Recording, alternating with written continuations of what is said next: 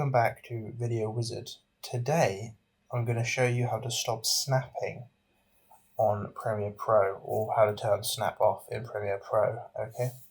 So I have this video here and I want to put it in a very specific place, and as you see, my video keeps snapping to this timeline, so I can't get it exactly where I want it, and it will snap in here as well.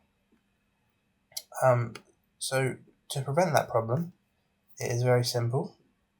See this little button here, snap in timeline?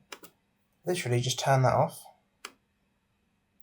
and then you can go as close as you want without it snapping in.